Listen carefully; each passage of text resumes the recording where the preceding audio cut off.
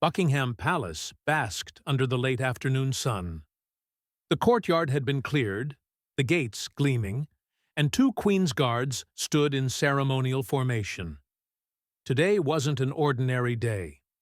An official diplomatic party from the Republic of Zoran, a nation proud of its rigid military traditions, was scheduled for a formal private visit. Leading the group was Colonel Victor Dragan, a man known for his stern demeanor, sharp uniform, and absolute belief in authority. Where he came from, military obedience wasn't just respected, it was demanded. Standing by the gate was Sergeant Adam Hale, 36 years old, a veteran of service in both military and ceremonial divisions, known for his icy discipline, known for his unbreakable silence. Dressed in perfect red and gold, bearskin hat pulled low, rifle in pristine alignment. To Hale, the uniform wasn't just fabric. It was a living symbol of centuries of sacrifice.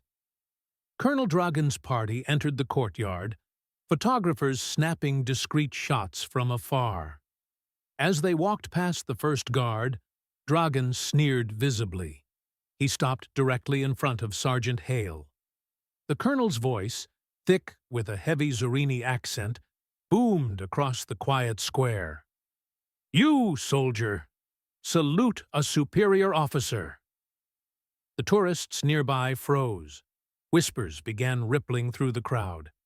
Sergeant Hale didn't flinch, didn't blink, didn't even breathe harder.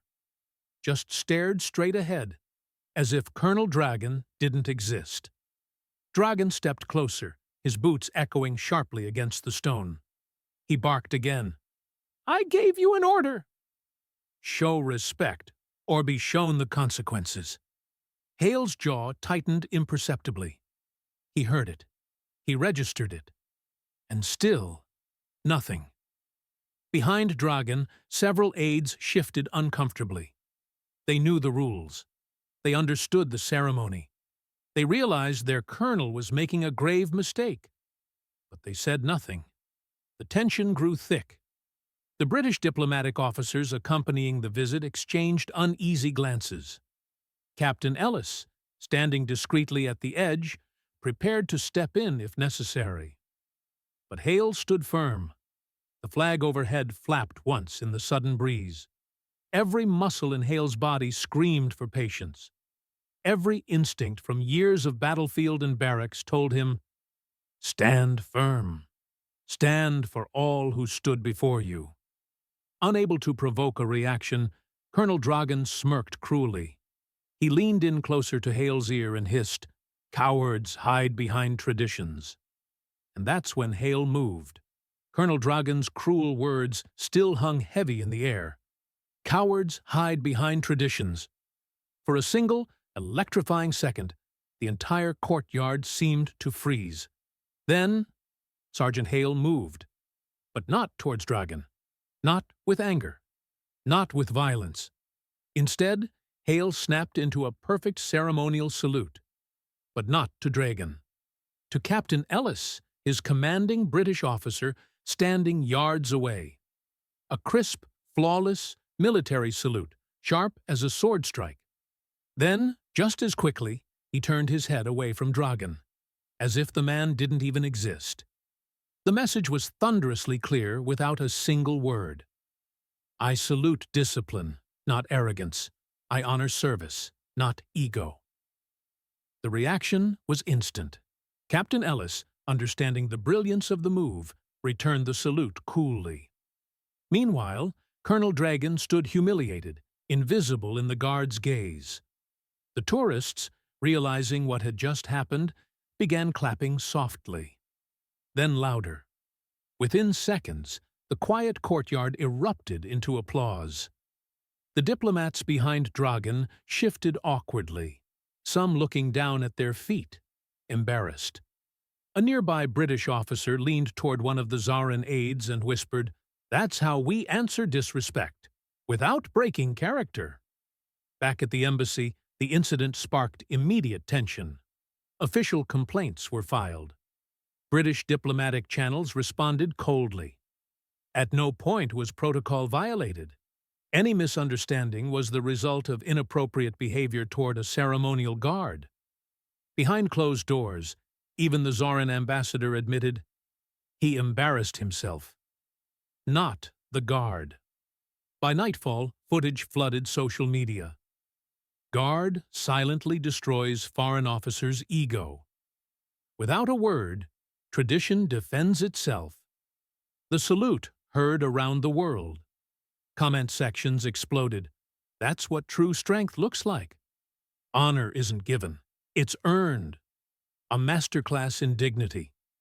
Memes, slow-motion edits of the salute, reaction videos from veterans, it all spread like wildfire. The whole world saw a man refuse to be bent by arrogance. A week later, back inside the barracks, Captain Ellis passed by Hale after inspection. Without ceremony, he stopped briefly and said, "Well done, Sergeant. You defended more than the palace that day. You defended who we are." Hale didn't smile, didn't break form. But deep inside, he allowed himself a rare feeling. Pride without noise. Victory without violence. Despite the viral videos, despite the millions of views, Sergeant Adam Hale's name was never officially mentioned. The palace remained silent. The guard remained anonymous. Because tradition wasn't about individuals. It was about the line, the legacy, and that was exactly how Hale preferred it. No interviews, no parades, just duty. Across the world, military institutions replayed the footage in training halls. Young cadets watched the moment when discipline, honor, and strength refused to yield to arrogance. Leadership programs dissected the scene. Here's how real authority looks when challenged. Even rival nations, quietly, admitted respect. The image of the perfect salute, sharp, cold, undeniable, became iconic, a still frame capturing what no shouted words ever could. Weeks later, during a private debriefing session among senior palace officials, Captain Ellis was asked, "Would you say Sergeant Hale acted within tradition?" Ellis smiled slightly. "He didn't just act within it. He became it." Silence followed, nods around the table. The matter was closed. No reprimand, no reward. Only respect. Exactly as it should be. Some changes, however, were invisible to the public eye. Tourists who approached the guards afterward, they did so with a little more awe, a little more reverence. Parents hushed their children when passing the line. Veterans from all over the world sent letters to Buckingham Palace. One short, handwritten note stood out. "To the man who reminded us that tradition is strength, not weakness, and that silence sometimes speaks louder than orders. Thank you," months later. Another crisp London morning. Sergeant Hale stood once again at his post. Tourists gathered, children waved, phones clicked. Among them stood a young boy in a too large jacket, saluting clumsily but earnestly. Hale didn't move, didn't break form. But deep beneath the steel of his stillness, his heart answered, "We salute back. Always." And the flag above him snapped proudly in the wind, just as it always had, just as it always would.